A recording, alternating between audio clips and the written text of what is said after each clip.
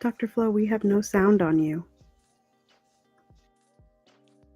Welcome, everybody, to Love and Truth Live with Dr. Flo. I'm going to let him figure out his mic. Most of you know me. I'm Tara Priolo.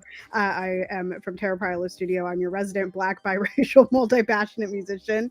I talk about the ish that nobody wants to talk about, and I am connected to this particular episode because Dr. Flo and Kenrick are both located in Lexington, North Carolina, and I care deeply as I am in my fourth year of working with this man, Dr. Flo. Fourth year.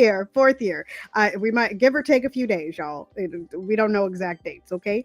But I'll toss it to Dr. Flo. Hopefully that mic is working now and he'll take it. Oh my goodness. We had Mike all the way to the countdown and then she said, "Goodbye, Dr. Flo. Good riddance." Dr. Flo, online coach and mentor, not telling you what I heard, but what I know. What I know is that you're loved and lovable. You've always been loved and lovable. You're always going to be loved and lovable for the rest of your life. We in Love and Action Network encourage, equip, and empower people to live their best version of themselves by applying their time, talent, and treasure and putting love into action. And for the next 30 to 35 minutes of our time together with a special guest host today, who we hope continually comes back to share his love and truth, we're going to be simply doing that, talking a lot about love for what we do, love for ourselves, love for our communities and the people around us, and also a sprinkle, if not a huge helping of truth, because according to certain ancient texts, Tara and Kenrick, you shall know the truth, and the truth will set you free. And so for the next 35 minutes, if we're talking about love and truth, then we're also going to be talking about freedom. Tara's going to be free. This gentleman who's about to introduce himself to you is going to be free. And we're going to just see how we go down the river of life talking about love and truth and the things we're passionate about. Not only in Lexington, North Carolina, but in New York City and Minnesota and beyond. All right, who is Kenrick Jobe? Hey y'all. I just want to thank y'all for having me on the show. I am 30 years old now, officially. I was born in Summit, New Jersey, grew up in South Orange, New Jersey, and then I moved down when I was about 12 years old to Lexington. So, I'm a big fan of the city. I really want to start off by making sure that I say, uh, this isn't about trying to destroy anyone. This is about progress. This is about us trying to move forward and make something positive out of the situation.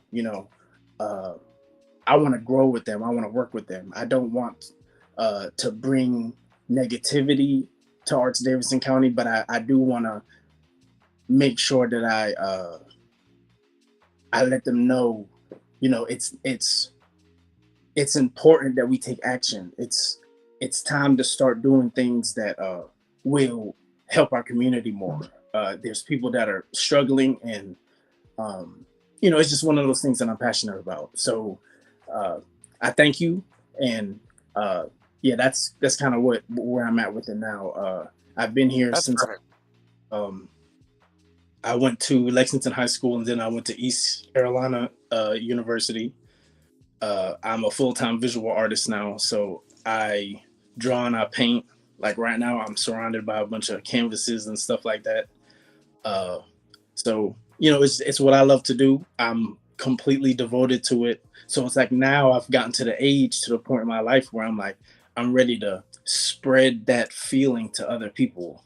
So it's like, I feel like there's a lot of people that would want to tap into that side of them, just don't really know how to or don't have the means to. So it's like I want to be able to help people like that, especially younger people. Absolutely. Absolutely. And we are partnering with Kenrick and the whole community in order to help lift art up and out of the hearts of the people. It's so important to be able to tell our stories in these ways. Okay, so we want to talk first about space and support. What kinds of space and support did you find yourself needing over the last few years in the city? Space and support. I think that this is a great topic, both of them. Space, starting with space, I feel like uh, as an artist, a lot of people need somewhere to go that isn't home, but that they can connect with other artists and feel welcomed. Uh, and I'm not just talking, when I say artist, I'm not just talking about my form of art. Art spans in out in so many different ways. I'm talking about musicians. I'm talking about filmmakers. I'm talking about uh, you know performative art, actors. It's all kind of stuff going on out here. But it's like there's a lot of people that are doing these things and wanna do them like even more, but they feel like they can't because of where they are. So I feel like we have this space here in Lexington. We're just not using it the way we could be, and I don't Hmm. why that is. You know what I mean? We have the population, like I'm so passionate about like different cultures and stuff like that. I love the fact that we have a multicultural festival every year. I'm talking about um uh Haitian people. I'm talking about Mexican people. I'm talking about Salvadorian people. Like there's a bunch of populations right here in the county that need a place to go sing, go dance, go paint, and feel welcomed. Like like we don't I'm not talking about a country club. You know what I mean? Like I'm talking about doing something that like really like include, there's people that are hungry, literally and figuratively. You know what I mean? It's like, people are struggling. We want to create a space that is welcoming and can bring people like that out of misery, even if it's just for a little bit. You know what I mean? That's what I'm talking about. Hmm. Hmm. And what kind of support do you think the community's artists are craving right now? What kind of support would really, and what kinds of people would be standing up for an artist in Davidson County right now in the ways that you and I both need? That's a good question. I I think about things like that and I'm like, I'm not really sure exactly what the answer is exactly. You know, Obviously it starts financially, you know, uh grants, um donors, being able to tap in with people who have the resources that can give back to these communities and whatnot. I go to a church uh that is called Grace Church here in Lexington, and I've been going for quite a few different months, and I love my pastor. So in that space, like I feel like they feed the homeless like every week. So I feel like a lot more people can do stuff like that. But I'm not just talking about the homeless. I'm talking about uh uh less fortunate communities. Like, you know what I'm talking about. The kids. Yeah, I do. Underserved populations, Yeah, people who deserve, but they're yeah, underserved. They're yes, underserved. It's just they've always been deserving. They're just not being served. Even the yeah. free opportunities, and there's a lack of commitment to being connected enough in community Hmm. and leadership to actually meet those needs. Right, right. Exactly. Okay, And that and also okay. I thank you. Like I want to thank you because it's one of those things like I've always been passionate about it, but it's almost like I lost a little bit of a flair, a little bit, because after a while you get dinged up, and after a while you get to the point where it's just like, oh man, like maybe I should just focus on what it is that I'm doing and not really, you know what I mean, like think about others as much. And I definitely feel like once I started tapping in with you more, like it's just been like an energy you and Tara is like uh I want to say thank you to both of you because it's like it's good to know that I'm not alone in how I'm viewing things, and and how I want more for our communities. You know, like I think it's just so important. These Spanish speaking communities, especially right now, you know what's going on politically. It's a weird climate with all kinds of stuff going on. So it's like I just feel like we could not lose having a space that's not a church, where we can just bring people and whatever it is that they're into and whatever it is that they come from, they can feel welcomed and express themselves, and get a space where like they can reach other people, like have a platform, because some people don't have the apps. You know what I mean? They don't have, they're not doing all these different kind of things in order to gain revenue and whatnot. So it's like I'm thinking, why don't we try and help more people? I feel like that's the focus, you know. Do you think that competitive vibes have gotten in the ways of helping the people? And what have you seen in your time of trying to build and help about the competitive vibes in the community that kind of pushes everybody to the edges of the room? Dr. Flo, I think it's a shame, but human nature has led me to believe, and it's in me too, you know. Yes, that competitive spirit gets in the way. That ego, I think a lot of things are come down to that. It gets in the way of helping other people that might be that are definitely strong. You know, I went to a school, uh, Lexington High School, and I made amazing friends there. You know, and I loved the people people that I went to school with. You know, and but the thing is, I got to see a lot of students that were struggling. You know, like and I knew that they were, and I couldn't help them the way that I wanted to. You know, so um I feel like now where I feel like I'm in a position where I'm confident enough to at least speak up for those populations, because it's like these days those kind of people need more loving, because it's like uh um the country club is already thriving. You know what I mean? Like the country club is already thriving. You know, they've got They it. already have money. They already have money. They They already they have the resources. they got it. They got it. And it's like, and that's part of the reason why I love my church so much, because I truly feel like these people that I've gotten to know, like it's really not about that with them, but it's rare to find that. Like it's like, you know, these people are just so giving, but it's like, for the most part, it's this country club mentality where it's like, okay, we want this group of people and we want it to look this kind of way. And I'm like, it should not be that way. Like there's too many Indian people in the area.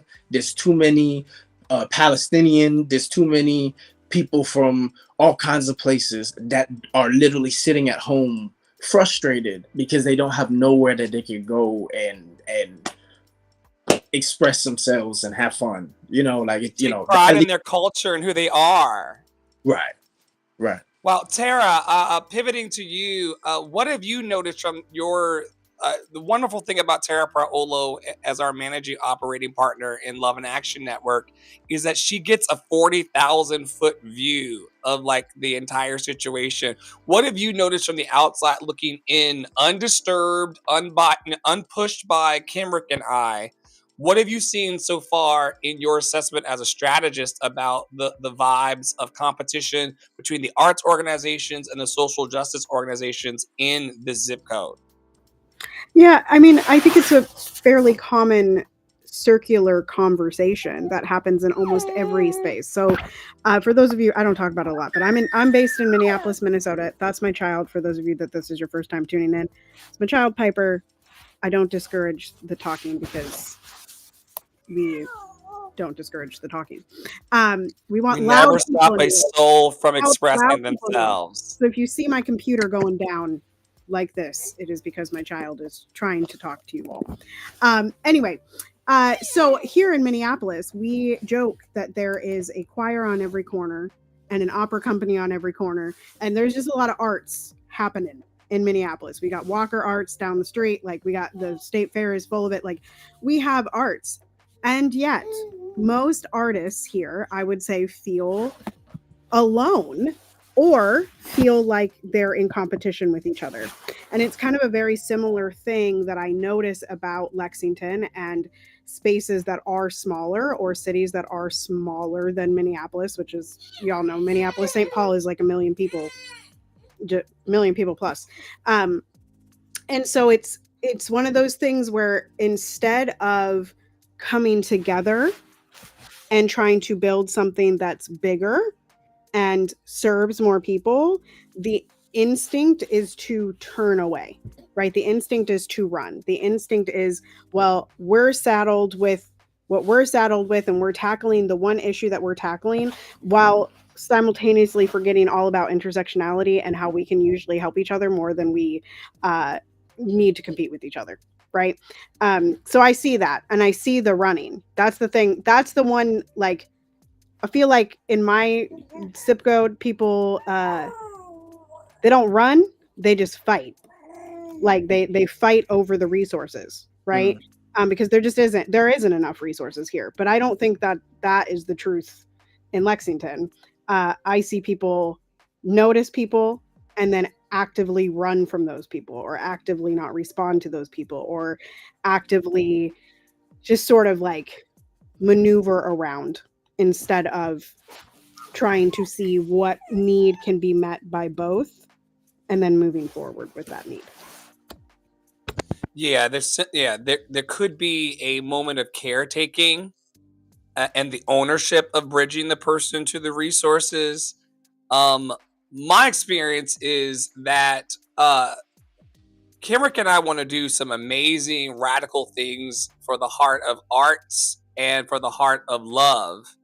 And the people that I've been asking to do these things, they don't want to necessarily do it themselves, but they don't want me to do it better.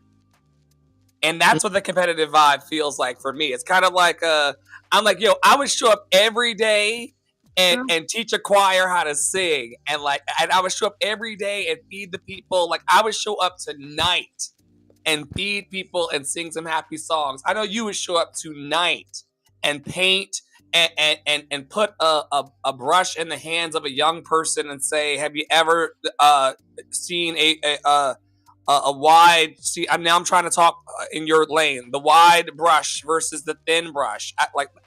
I'm making it up, that's why you got to be there, because I'm not a painter. I'm not a painter.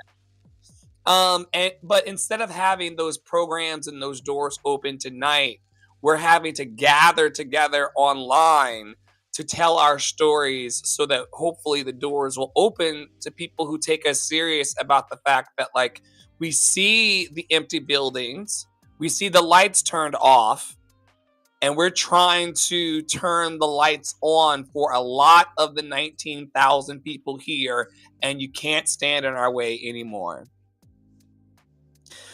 Speaking of standing in the way and closed doors, we've been chasing this story for over a month or two in Love and Action Network. And I had a run-in with this organization years ago, but I didn't know that I had a light on the inside in Kenrick the whole time, and that his light was about to be, they were going to, listen, I'm a good little light of, this little light of mine. I said, good little light, Tara. This good little light of mine, I'm going to let it shine. And they tried to put Kenrick Shiny under a bushel. No, we're going to let it shine. And so Kenrick was a light in this space the whole time, or at least seeking to be a light in this space. And let's just start with, how did you even come to know about Arts of Davidson County as an artist here?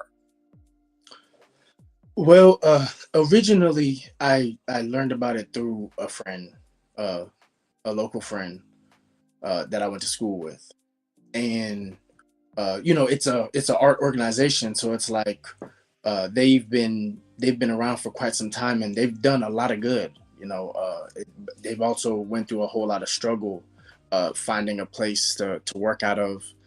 uh, I originally was part of it. I don't know exactly what year it was. I want to say it was like 2018, maybe 2018, 2019, something. It was before 2020. And I was part of it for a while, and then uh I ended up not being a part of it anymore. Just deciding to focus on my career and what it is I was doing moving forward. And then I was approached uh by a current board member, that she wanted me to be part of it again. So I became part of it again. uh I want to say the year 2020, or maybe 2021. It was probably 2021. I got the years mixed up, but it's been quite some time, right? Uh, so I joined again, and this go around I felt really good about it. There was a lot of different people that was part of the board, like people from Lexington Youth Theater. I'm a big fan of them, and I definitely want to shout them out.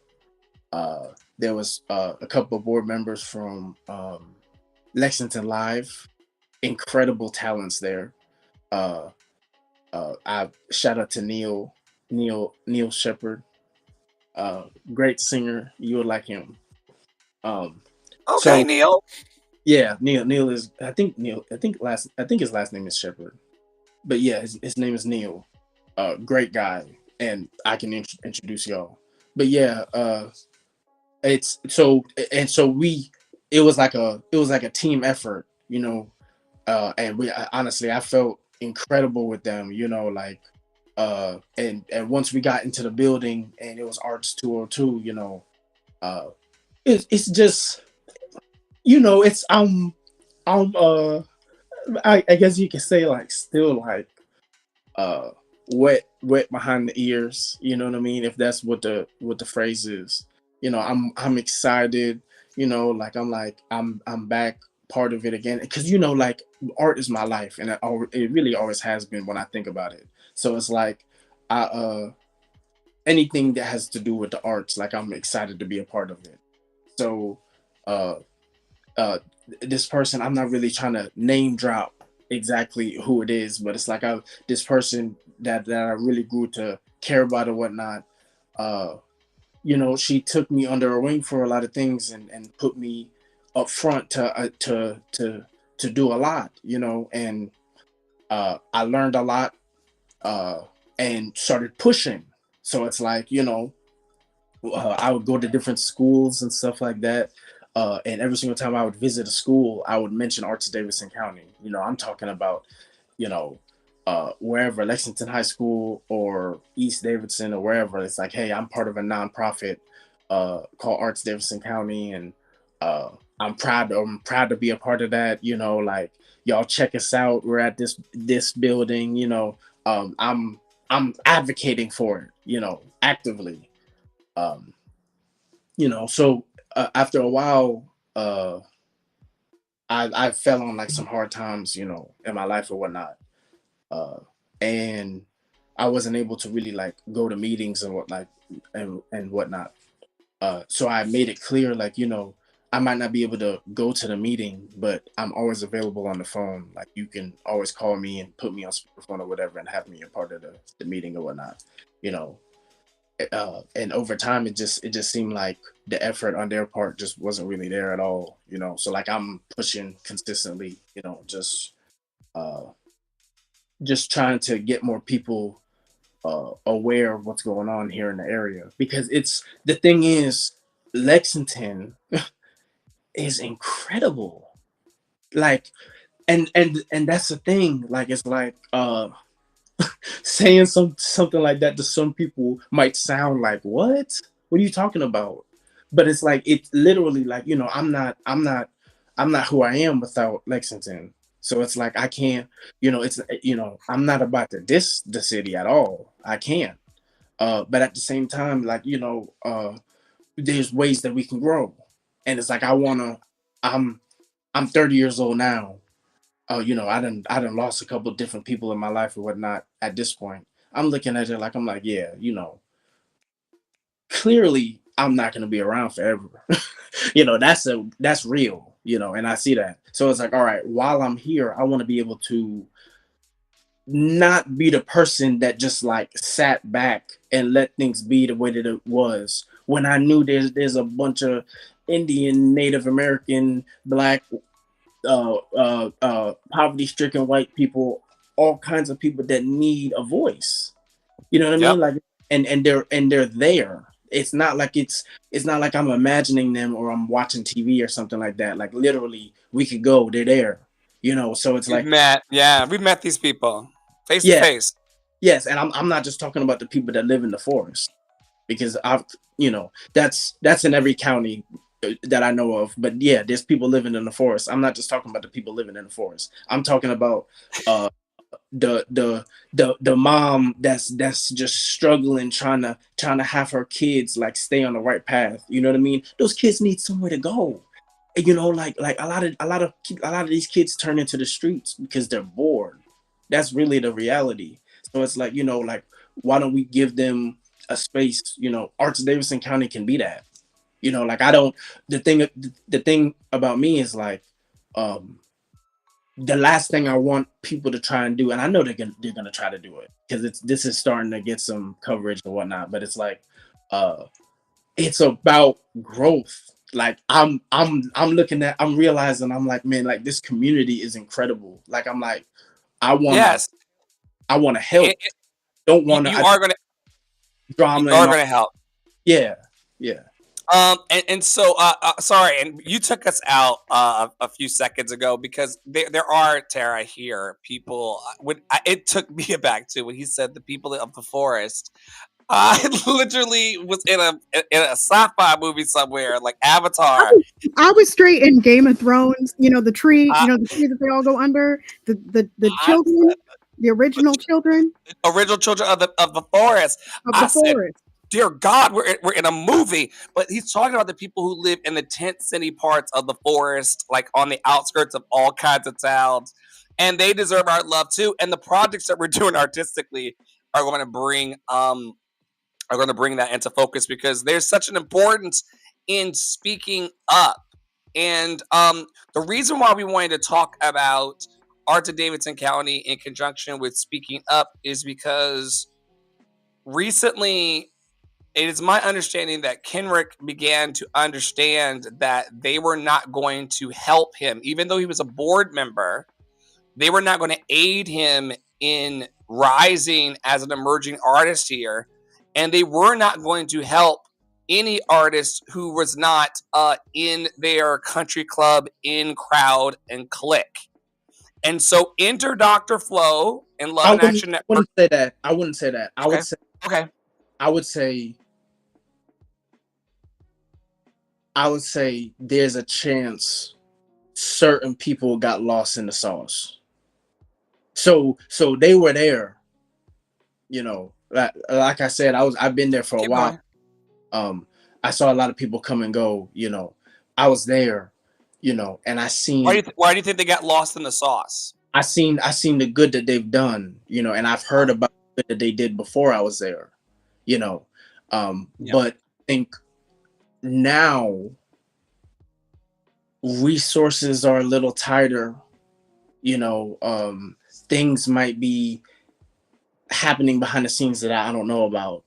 And the focus of growing and advocating for the arts community might be getting foggy, might be blurred right now. Foggy, very foggy. Foggy enough for you to receive an email one morning telling you that a private meeting had been called under your name and you would no longer be serving on the board there. Why do you think that happened and how did it make you feel? Uh, I think it happened because uh, I got a little bit too mouthy online. Uh, Mouthy about what, brother? mouthy about what more we could do for our Black and brown community. It's more specifically kids. I think Yeah. the reason why I'm able to do what it is that I do is mainly because of my parents. You know, uh, I got started young, and my mom and dad was never on something like, "Oh, nah, you can't do that." They let me draw, and then drawing turned to coloring, and coloring turned to paint, and so on. But I needed that. I needed that at the beginning in order to become what it is that I am. Um, we have the opportunity to be that for a lot of these younger people in the community, and I feel like they're in a position. Arts Davidson County is in a position to do that a whole lot more, and they're acting. How long sorry not to interrupt, but how long had you been pointing? And like, I met you, I was introduced to you through Antoinette Kerr of Davidson Local, Yeah, and she was like, that's an emerging artist in the community that you might want to meet. yeah, yeah. And when I came upon your public post, Shout out to you had Antoinette. already been shout out to her. Yes, indeed. When I came upon your post, you were tagging no less than 16 organizations, including her. So how long had you been pointing to this like desire for more? How long? Yeah, Um, before I found your post. yeah, it's been a couple years. You've been On asking for more from the community for a couple of years. Well, I mean, I wouldn't, I wouldn't say, I wouldn't say the community. I'd say the organization, because the organization, that's what the purpose of the organization is. You know what I mean? Like, it's about the arts community.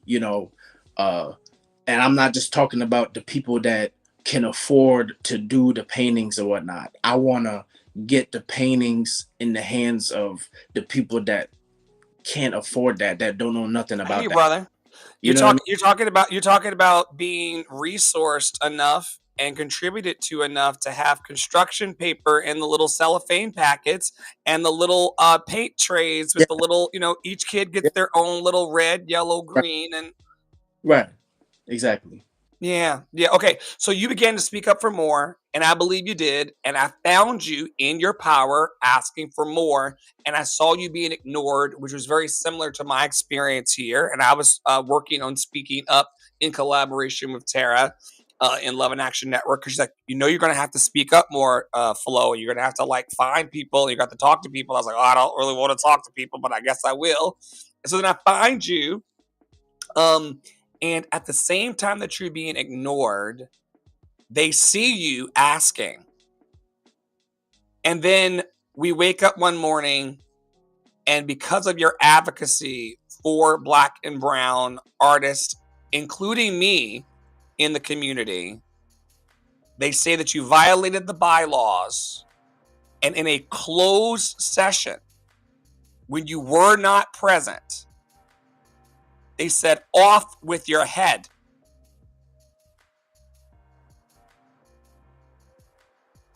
That's what we're calling out here, folks, in this moment.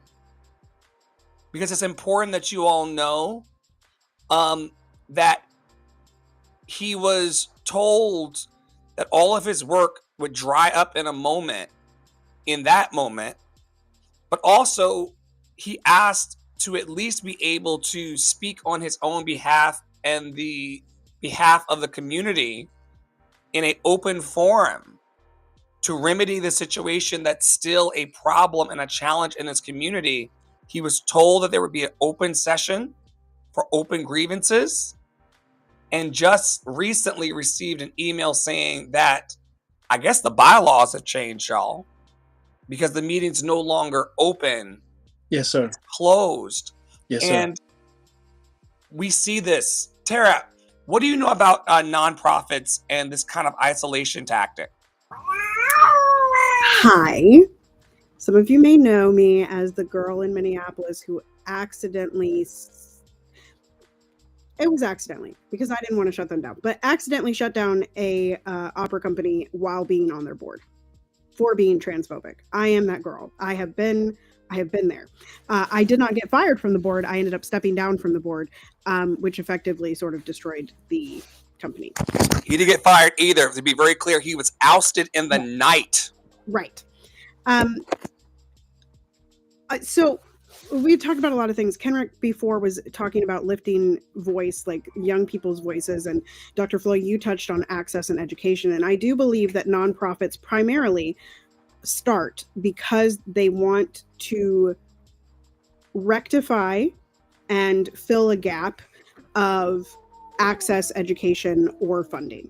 It's usually one of those three things. And typically we see a lot of this in the arts, right? And so part of the issue, and Adrienne Maree Brown, who's one of our favorite authors, those of you that watch us all the time know this, Adrienne Maree Brown in Emergent Strategy talks an awful lot about the ways in which our current structures, our current activist structures, our current nonprofits, our current corporations all work in the same facet. Like we are recreating the same thing and calling it something different. So oftentimes what happens in boards is that they choose to go inward, and this happens in nonprofits, art spaces. They choose to go inward and close off the conversation instead of being open and transparent.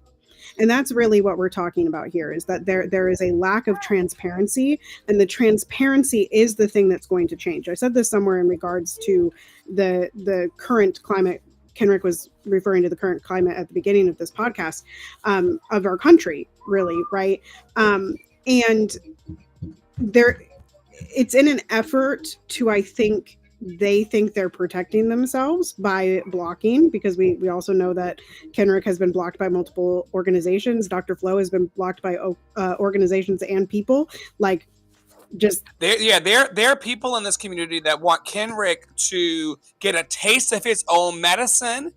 They want him to each one teach one. What was the quote from Madame Royale, that he would need to he was either part of the problem. Kenrick was like, child, he's either part of the problem or part of the solution. And the man is saying, I want to be a solution in my unique and authentic way. I want to give my gift, not yours, Tina. I want to give my gift, not yours, Tara.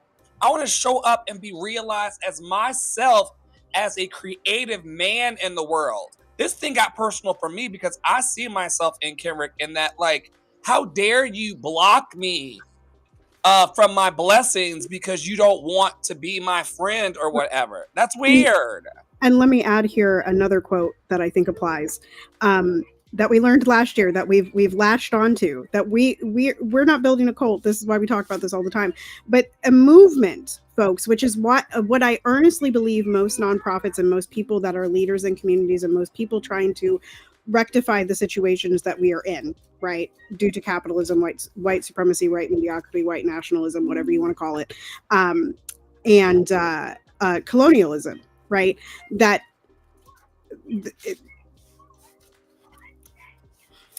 boards. Take your time, Pastor. Take your time. Y'all, if you are on a board, you are not doing anything in thought leadership if all of you think the same and are moving in the same direction. That is not a board. That is a cult. That is weird. And I have seen it time and time and time and time and time again. Everybody just falls in line. And the woman that he won't name, because Kenrick has a kind and gentle heart, y'all. Very gentle. He really has a very kind and gentle heart on Pride Rock, and I love it here. And he's gonna make me the softer side of Sears as well eventually, Tara. Tell him he's got a few years to keep cracking at the nut. But we've been working for 4 years. Her name, Voldemort herself, is Amanda Feliciano. This is public stuff, and she brought him into this space to be the face of diversity for one of the largest arts grants in the entire state of North Carolina by record. over $100,000, and then chose to ignore because that's what the status quo allows. No, no, no, Tara. No, Right. no, no, no. You cannot use us for the photo op. They always had his beautiful black ass. No Diddy. They always had his beautiful black ass in the front of the shots, right? Right. And then when he asked for a little bit of room to give open access and art to the people, I entered the scene with them just not responding at all to a tag on Facebook. Like, who else are you ignoring while telling your grantors and your funders What- that you're taking care of the need? And this is another thing that I see with nonprofits an awful lot. And when I was building a fellowship with an organization here, one of the things that I kept coming up against from the white leaders in that organization was like, well, we can't do it that way. Right. And it has to be in this specific vein. And Kenrick is thinking outside the box. Kenrick is wanting to do in the same way that Dr. Flo is thinking outside the box and wanting to do daily organizing and wanting to do daily community events and wanting to have a daily choir and wanting to have daily improv and wanting to do daily painting sessions and playing crosswords together and doing all of that. Right. Like one of the main issues of leaders in nonprofits, this is a generalization, y'all. So those of you out there that are like, my nonprofit doesn't do this. First of all, why are you arguing with me? Check yourself before you wreck yourself. Second of all, most of you do this, which is you decide that access looks one way and you have never actually spoken to the people that need the access. You have never gone to the community. You have never talked to the Black opera singers. You have never talked to the Black musical theater people. You have never talked to the Black painters. You have never talked to the children. Okay, this is why I teach young children, right? There's a bunch of people in town that won't teach kids. I talk to the kids because the kids tell me what they need. So if you're not interested in figuring out what access means to people like Kenrick who are asking for more, what access means to a Dr. Flo who is looking to build a love revival, what access means to people like me who are looking to blacken the canon, then you have no business running a nonprofit and calling it filling a gap that you perceive needs to be filled, because you're not talking with the people that you proclaim to be building community with. That's not community. Once again, that's a cult.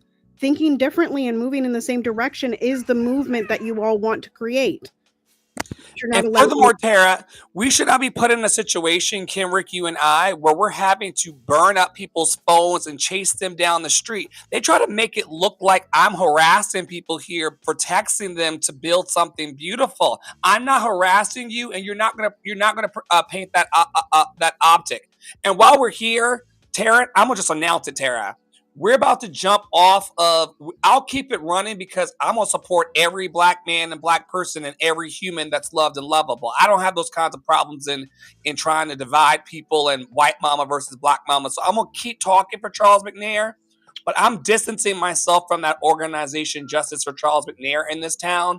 And the reason why I'm announcing that here is because I'm sick of chasing y'all to help with what you want. I'm tired of this idea that Dr. Flo is arrogant and full of himself and like he just text. I'm texting you for a reason to like help heal the community. So that email's going out. I'm gonna CC Tara where it's like, yo, here's the website already built. Here's how we tried to help. But don't try to flip it on the artists and the activists that we're disagreeable. Or they said all kinds of crazy things about Kenrick on my way to him. They did not want us to connect with the man standing outside the courthouse just making beautiful art. And the character assassination is what we're here to actually clear up. Kenrick has always been able to speak up for himself and his passions, and so have I been. And we're not going to let y'all, Wanda, I think Tanya's cool, maybe. We're not going to let Pastor Suba, None of y'all, Tina, nobody, Caitlin, nobody is going to tell us what our great I am is. We speak for ourselves. We are asking quickly as we land this for open access to art for all 19,000 people or best offer. You know, when you're selling something on the marketplace or best offer, we're asking for open access to art or best offer. Another thing in this community, people are, where's my clicker for the PowerPoint? People are also wanting access to food. I believe that if Kenrick and I put food on the table after school and at locations on the weekend, people will come and grab a styrofoam cup that may not be good for the environment. I don't know. They'll grab reusable cups, get some good soup in their bellies, paint a take-home little canvas or little keepsake. Like we don't need a once a year children's festival. Children need festival and celebration and intergenerational contact year round. We're better than this, and that's what Kenrick was saying. Also, open access to faith. Kenrick is a man of faith.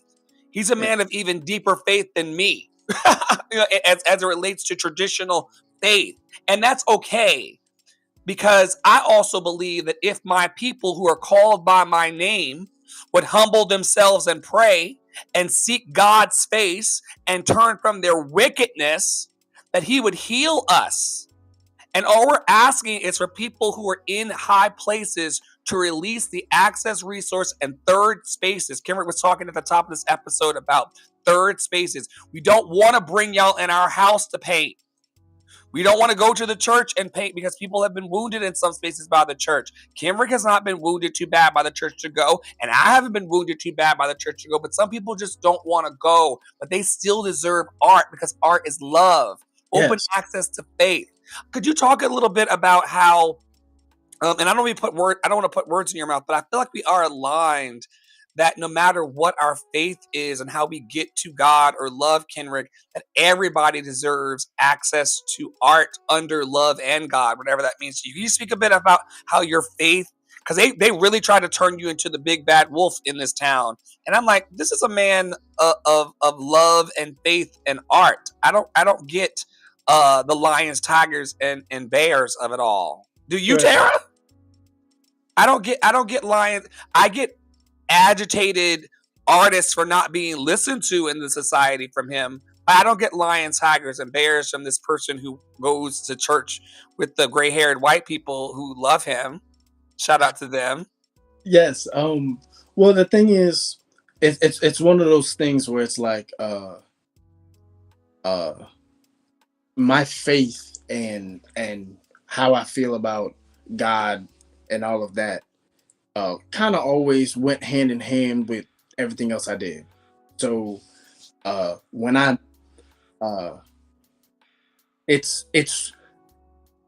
about letting people be who they are, and then like eventually like maybe like put a little bit something in their ear, and then eventually later on down the road they'll come around to like, you know, thinking about it more.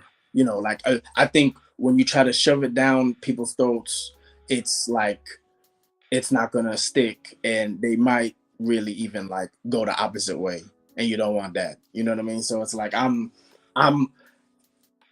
one thing that I notice is at the church that I go to, this pastor that I know talks about God and the word as passionately as I talk about art. And that's what makes me like really happy to and it just makes me feel good inside to see that and hear that. Like I don't care. I'm not an angel. I'll be the first one to say that too. Like I'm still getting, you know, like I'm not there where I'm like a lot of them where it's like they're really deep in it. Like I'm still working my way into it. But it's like it's one of those things where I'm like it's good, so I don't want to reject it. And then on top of that, I want to include more people like I'm, you know what I mean? Like I'm looking at that, like I'm like, I want more younger people in that church. I want more uh, Hispanic people in that church. You know what I mean? I want more black people in that church. I want more, everybody. Everybody. There's some homeless people that go to that church, man. Like, they will accept anybody. So it's one of, but it's about they gotta show up though.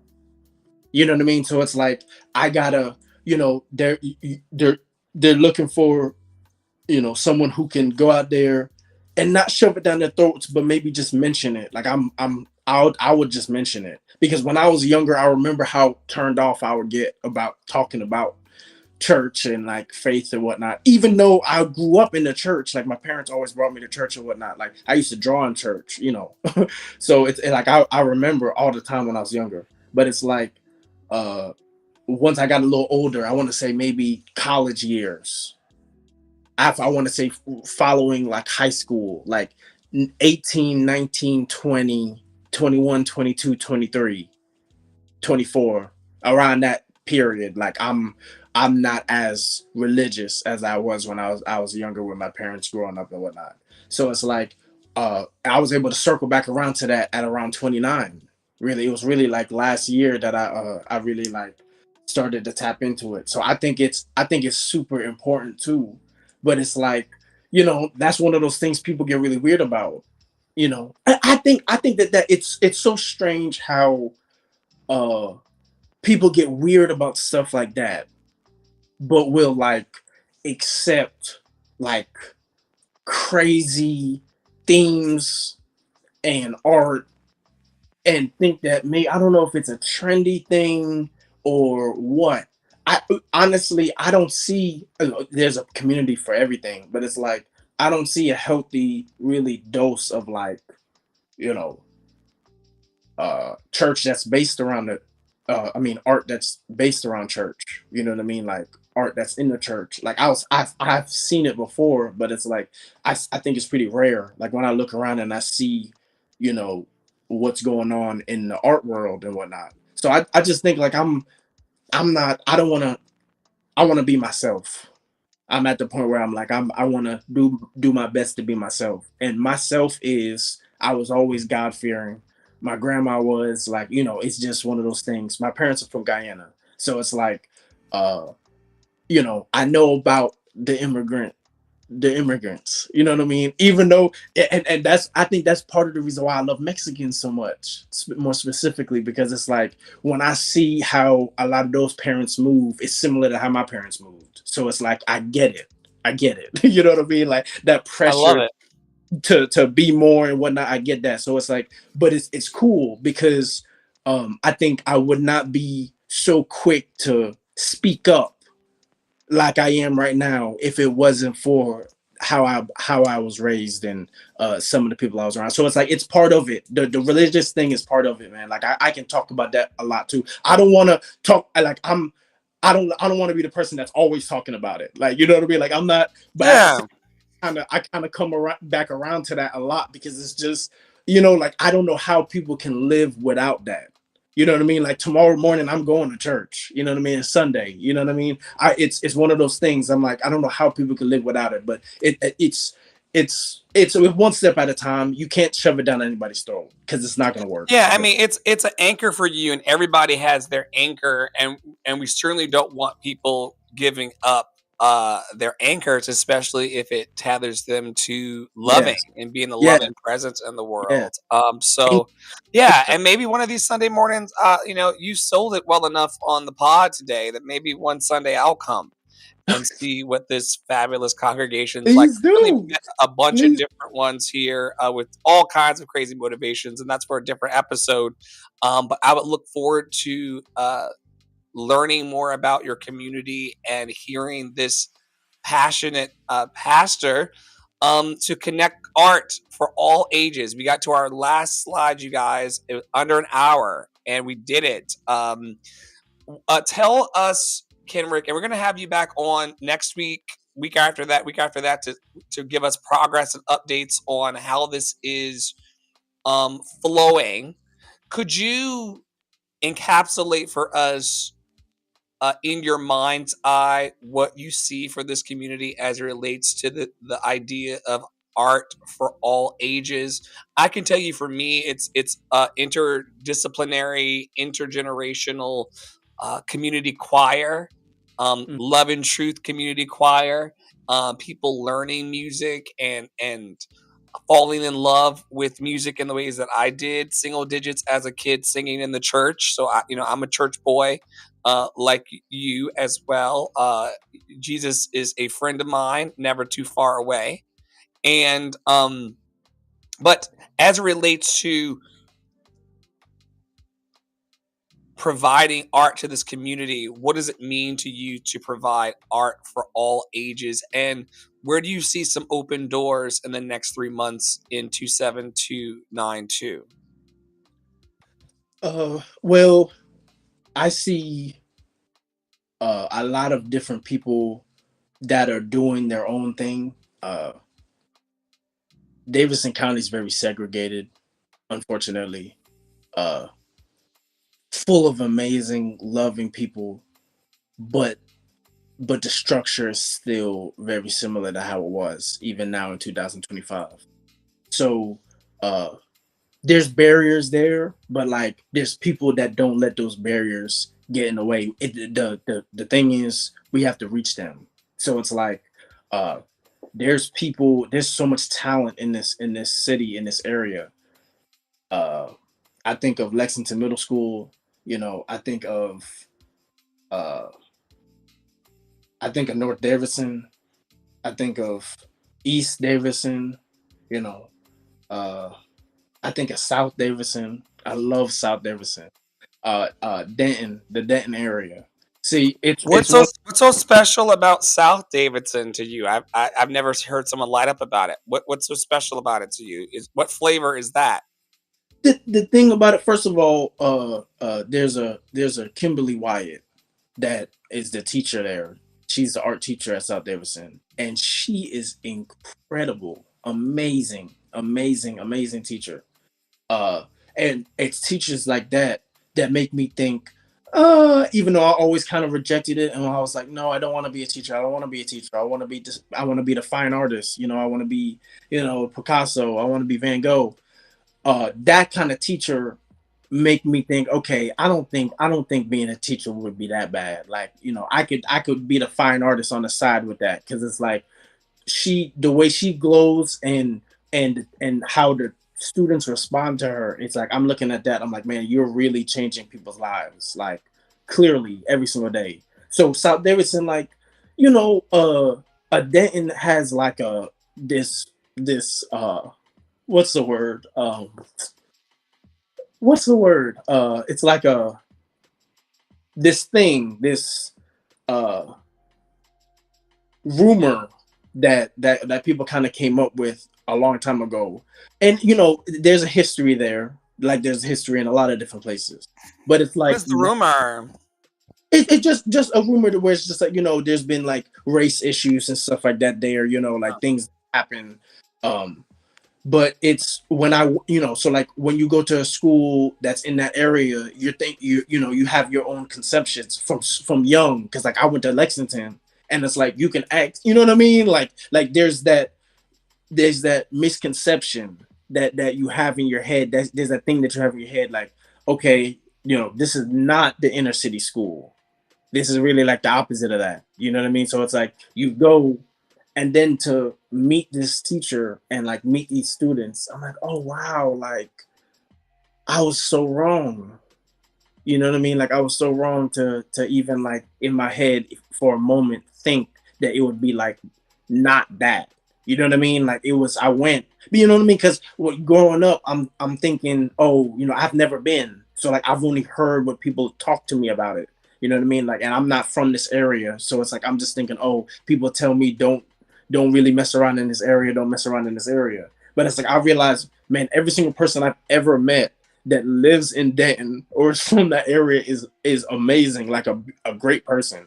So it's just, one thing I've learned to do is make sure that I don't limit myself too much. Like don't put too, because you can, there's a lot of mental blocks people put on themselves. And I've done that for a long time too, with a lot of different things. I'm at the point where I'm not trying to do that no more. Like, I'm like, okay, if I want to make my parents proud, if I want to make some moves here in this area and touch some lives or whatnot in a positive way, I got to be willing to step out there and do some things. And that's where this conversation comes from. You know what I mean? Like, I'm ready to, I'm serious about what it is we're talking about here. You know? Well, we're serious about you, Kenrick, and serious about Davidson County, and serious about us growing here. I'm going to wrap us up today by talking about what we are doing with Kenrick and community members to come. We're going to have Kenrick on consistently to talk about the moves forward we expect in this community. That every time we show up, we're going to show up with some receipts of people that we've met. We are here seeking to identify key community service providers and faith-based organizations and grassroots initiatives in our zip code. We're going to map those available resources to provide a clear, up-to-date directory for people who are in need here, including the artists that Kenrick wants to provide for. We are assessing critical service gaps. Tara talked about those earlier to advocate for solutions. No, we are not part. I'm going to say it for the people in the back. Kenrick, Tara, and I are not part of the problem, boo boo. We are the solution. We are solutions by ourselves, and we are a problem for you together. I'm letting you know. We have assessed the critical service gaps, and we are advocates for solutions. Do not believe the riffraff. We are the true medicine in this ashy Yes. place. Loved and lovable. So we're going to address the most pressing issues. We want to connect with individuals. And we want to connect them also with the appropriate resources through relational outreach and the digital tools. Kenrick said last night, yo, I know you're capable, Flo, of jumping on a live and taking a Zoom call into the world. Can we do it? I said, man, we got the digital tools. Let's go. You want to do it tomorrow or a week from now? He said, let's go tomorrow. And he did great. Why? Because Kenrick wants to connect with y'all, and y'all want to connect with him. Stop playing. Everybody is a fan. And number 5, we want to empower the community by fostering collaboration. Tara talked about it earlier. This T word that sends them for the heels, transparency.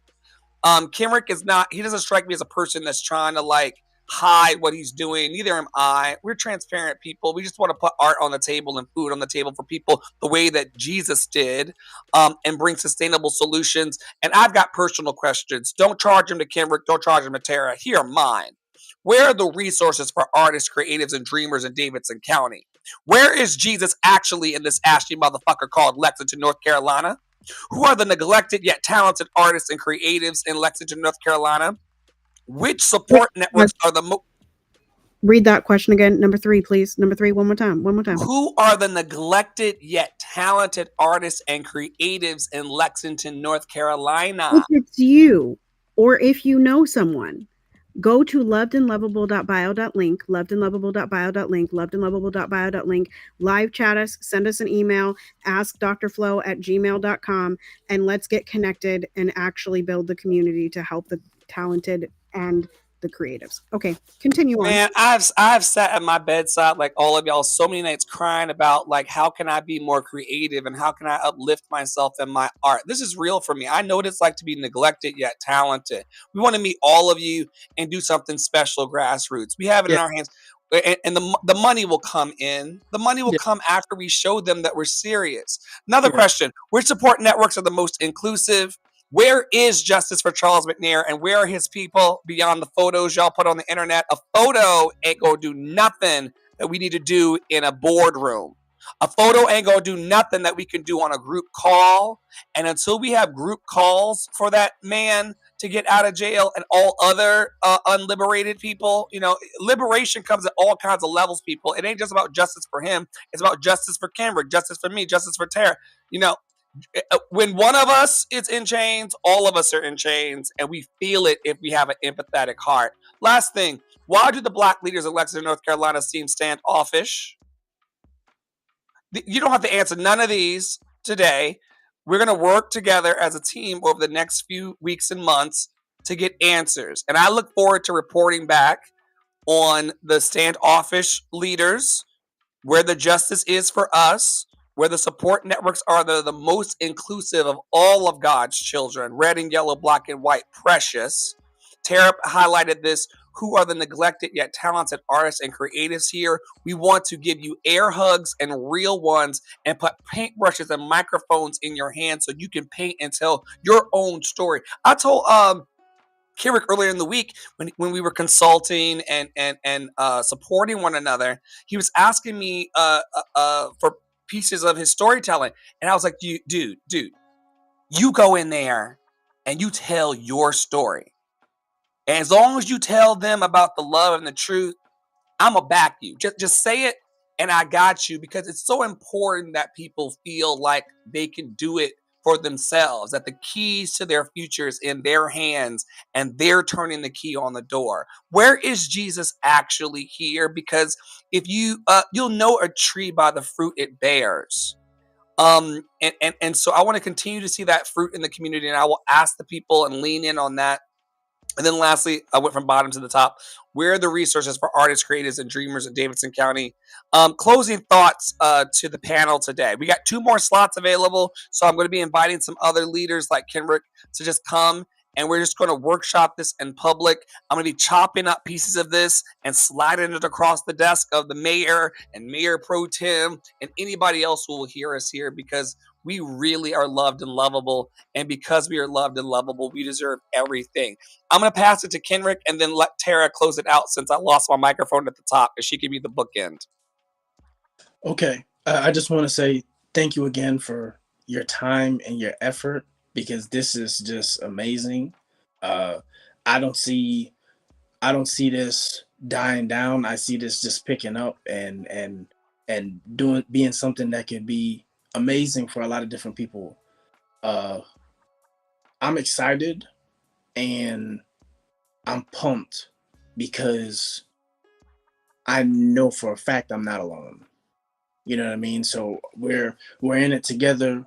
You know, we don't have to talk. We don't have to speak every single day, but just know that I'm rooting for you. You know, when you get frustrated or when I get frustrated, we can be that person that we lean on in those period of times before we lash out. You know what I mean? Uh, this is about growth. You know, I'm not trying to destroy anybody. You know, I want to make that very clear, because I think that that's something that gets kind of put on people that look like us often, where it's like where we want to be these aggressors.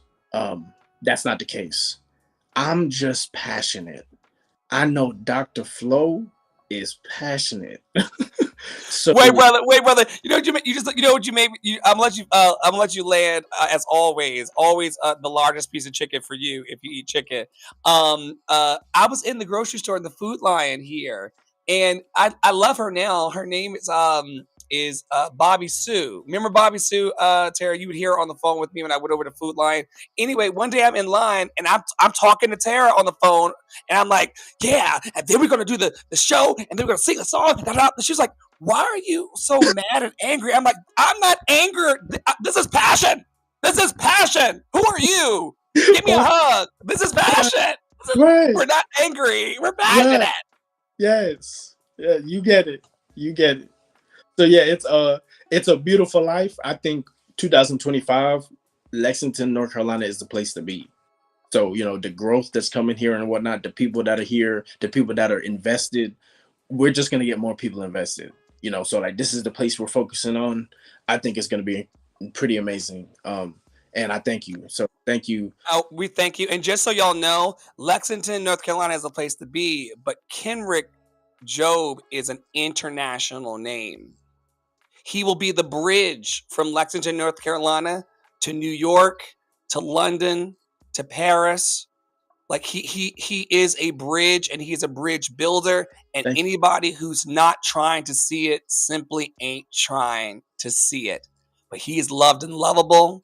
He's a child of God. He's a man of God, and all things are possible to those who believe. thank you, brother. All things. Thank You're you. welcome. I really do love you for real. I'll give you a hard time behind the scenes, and we light each other up because we're both Aquariuses. But when I say that we are a dynamic duo and the power of 3 with Tara today, just it's going to set us free. I Right. love you too. Tara, close us out. Okay. Well, your closing thoughts and then close us out. What do you think about all of this hullabaloo? Hush your mouth, child. Damn. Let the biracial speak, okay? Um, anyway, what I was gonna say is, y'all, I think one of the things that I have heard from various people in Lexington is feeling alone and feeling that you have no power. And I just want to encourage in every community that you find the people and you coalesce around whatever that issue is, right? Or whatever that passion is, where one or two are gathered. That is enough. That is enough. That is a community. That is what moves the world. Where one or two are gathered. You don't have to gather 25,000. You don't got to gather 1 million. You got to gather your neighbor, right? You got to gather your friend. You got to go to a show. You got to go to Costco together. I was just texting my friend this morning and I said, yo, you got a Costco membership? She said, yeah. I said, girl, we both don't have big families. Do you want to go together and split some stuff up? She was like, yes. I was like, great. Do you want to go every other week? Yes. Okay. So like build your communities, y'all. Don't be scared of that. Don't sit in that disempowered space. The only thing that moves that aside is by actually taking action. It's by actually talking to people. It's by actually connecting to people. We live in a world that purposefully disconnects us and purposefully disempowers us. We're healing that at Love and Action Network. We're healing that in Lexington. We're healing that Kenrick Jobe. We are healing that in 2025. And with that, from all of us here at Love and Action Network, including Kenrick, at Andre and the Flow, at Poppy Wada 33, at Tara Priolo Studio, and of course, awesome Angie Enterprises and Novelties. Continue to be anti-racist, be safe, wear a mask, make good trouble, do good work. Happy birthday, John Lewis. Joy is the revolution. Step into it and belong to it. You are loved and lovable, and nobody